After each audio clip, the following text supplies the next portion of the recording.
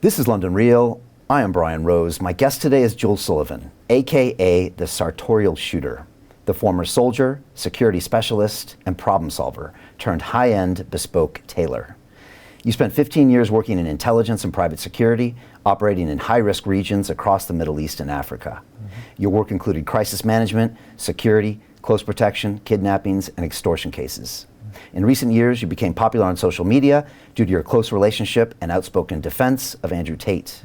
You are the owner of Custom Made Reality, one of the most popular tailor shops in Dubai, where you offer customers not just style solutions, but a complete personal brand upgrade. You believe the West is in rapid decline, while the UAE stands as a beacon of opportunity, security, and prosperity, offering a thriving environment to grow, succeed, and achieve one's potential. You ultimately believe that men should embrace their innate masculinity, face their fears, work harder than everybody else, and take on tough situations in order to truly understand themselves and unlock their full potential. Joule, welcome to London Real in Dubai. Honored to be here, brother. Been Great watching your content for many years, mate. Thank you. You've profiled me quite well. Was that you or a team member?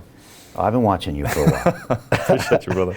So, respect, mate. First things first, how do I look? Incredible. As I was saying earlier, a bit confronting for me. I'm usually the one who people are looking at as, wow, he's dressed kind of loud. Whereas today, I'm going to have to give it to you, bro. You've absolutely destroyed the tailor in terms of making a statement. Well done.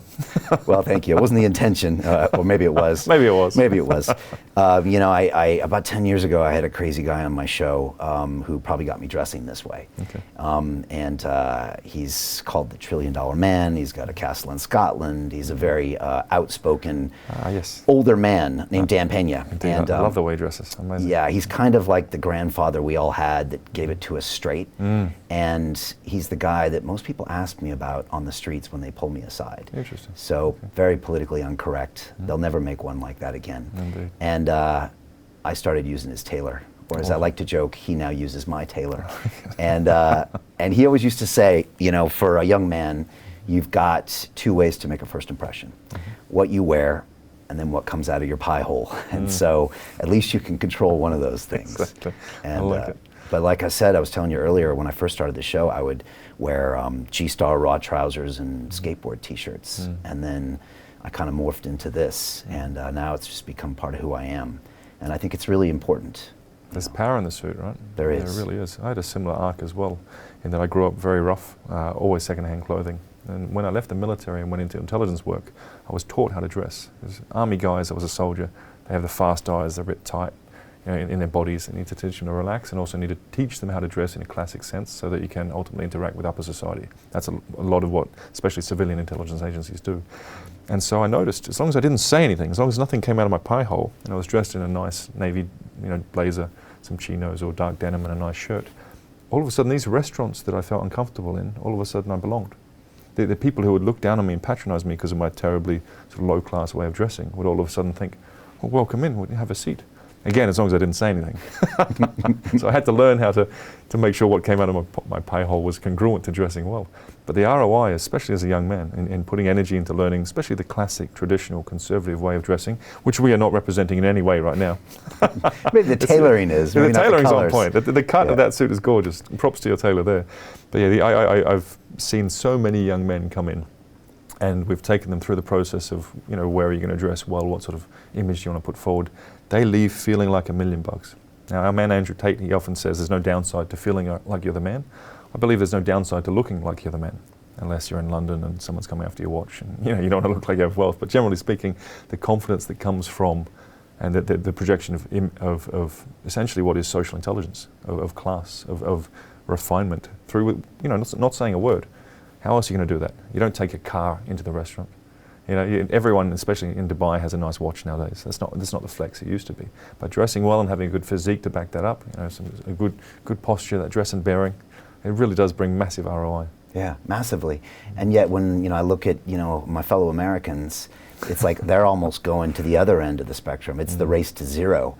And you go to places, and the bi-coastal, and everyone is dressing like they're 8 years old again with the baseball caps and it's so strange to see. I have to believe that's a trend and it'll pass. Dressing in a classic sense has been around for a long time. And also, as I'm sure you have, if you look into why we dress the certain ways we do and why we use certain colours, that comes from hundreds and hundreds of years ago. So I think the classic men's attire will always last. And these tech boy trends, or I'm a fully grown man who dresses like he's 15, I believe that's a trend. I hope that's a trend that will fade very soon. Yeah, I hope you're right.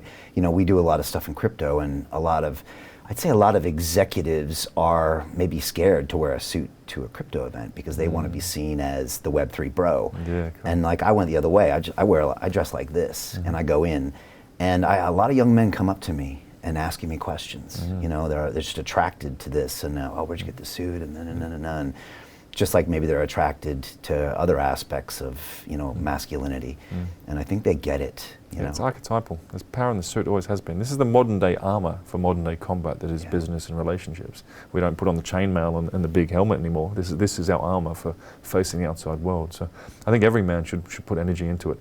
If you want to rock a t-shirt and be that bro who relies on a nice watch to project the value, all right, cool, but you're missing a trick. This sort of dress, even if someone doesn't know or like fashion, it impacts people on a deeper level than just being in a black t-shirt with a Richard Mille on your wrist. Yeah, it's true. Guy Ritchie was on Joe Rogan's show and he wore a suit. And Joe couldn't really get it because he probably has the bro dress, right? And then Guy kind of schooled him and he said, no, in America maybe more so, that the suit was taken away from you as a male and fed back to you as a uniform. But he said it's ultimately was always a way for you to show your status, express yourself, show the world who you are that day. And at the end of it, you could see Joe really understood what he was talking about. Yeah, no, I don't know if he bought a suit, but... Yeah, indeed. Yeah, I see what you mean. And I remember on that conversation, he talked about the fact that he particularly likes the pocket square, because that is a way of showing you're wearing this outfit because you can, not because you have to. You're owning the look. I remember that. It was quite a formative conversation for me. Yeah, it's powerful. Guy has some really interesting intellectual property. Definitely. Besides just being a movie director. Master storyteller. Yeah, and so when I started wearing these, it became a habit, and then it was my way to show the team and the world that I'm ready. When I walk in the office that morning, when I walk out of the house, I'm ready, and everyone can see I'm ready. I'm not having a bad day, I'm not phoning it in, I'm wearing the suit, and I'm ready to go. And so it's just become like a thing. And yeah, it is. I was corporate for a long time, executive level, global at one point. And I was always the guy who was dressed as if he could go and interview perfectly that day. That's going to lead to people appreciating you more, needing to give you better bonuses, give you promotions. If you really look ready to dominate and such that the competition might want to come and poach you, it's not going to do bad things for your career, right? Hey, I know investing in crypto is scary. It takes a real leap of faith because there are so many scams, rug pulls, and bad actors out there. It's a dangerous business, which is why 95% of people lose all their money.